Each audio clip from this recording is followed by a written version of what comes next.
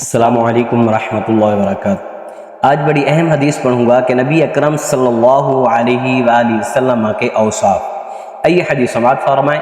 كان علی علیہ السلام اذا وصف النبی صلی اللہ علیہ وآلہ وسلم قال بین کتفیہ خاتم النبوۃ وهو خاتم النبیین اجود الناس کفا واشرحهم صدرا واصدق الناس لہجة والینهم عریکة واکرمهم عشرة من رآه بدیہة ہابه ومن خالطه معرفة احبه یقول ناعته لم ار قبله ولا بعده مثله۔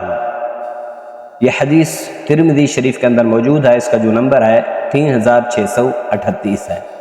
آئیے اس حدیث کا ترجمہ سماعت فرمائیں۔ سیدنا مولا علی علیہ السلام جب نبی اکرم صلی اللہ علیہ وآلہ وسلم کا حلیہ بیان کرتے تو کہتے، حضرت علی رضی اللہ تعالیٰ عنہ کیا کہتے؟ آئیے ترجمہ سماعت فرمائیں۔ آپ صلی اللہ علیہ وآلہ وسلم کے دونوں شانوں کے بیچ یعنی دونوں شانوں کے درمیان میں مہر نبوت تھی، سبحان اللہ، اور آپ خاتم النبیین تھے، آخری نبی ہیں، قیامت تک کوئی نبی نہیں آنے والا۔ جو دعویٰ کرے گا وہ دجال ہوگا، لعنتی ہوگا، ملعون ہوگا، کذاب ہوگا، جھوٹا ہوگا۔ تو اس لیے میرے نبی امام الانبیاء حضور علیہ السلام آخری نبی ہیں، اب قیامت تک کوئی نبی نہیں آئے گا۔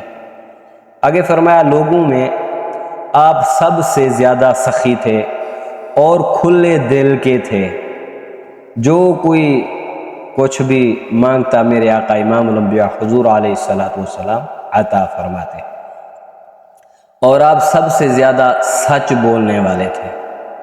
میرے آقا امام الانبیاء حضور علیہ السلام سب سے زیادہ سچ بولنے والے، نرم مزاج اور سب سے بہتر رہن سہن والے تھے، جو آپ کو اچانک دیکھتا ڈر جاتا، ایک بار اس پر آپ کا روب دبدبا تو، اور جو آپ کو جان اور سمجھ کر آپ سے گھل مل جاتا، وہ آپ سے محبت کرنے لگتا، وہ کہتا نہ آپ سے پہلے میں نے کسی کو آپ جیسا دیکھا ہے اور نہ آپ کے بعد دیکھوں گا کہ میرے آقا امام الانبیاء حضور علیہ السلام ایسے ہیں، ان جیسا کوئی ہے ہی نہیں۔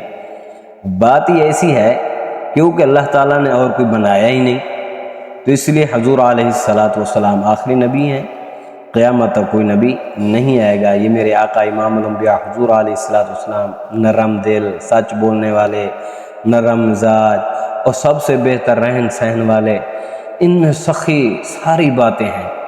تو اس لیے یہاں پر اعلیٰ حضرت نے ایک بات کہی ہے، شعر لکھا ہے کہ میرے کریم سے گر کسی نے قطرہ مانگا تو دریا بہا دیے ہیں، در بے بہا دیے ہیں۔ تو واقعی بات ایسی ہے، جس نے بھی میرے آقا سے جو کچھ مانگا حضور علیہ السلام نے عطا فرمایا۔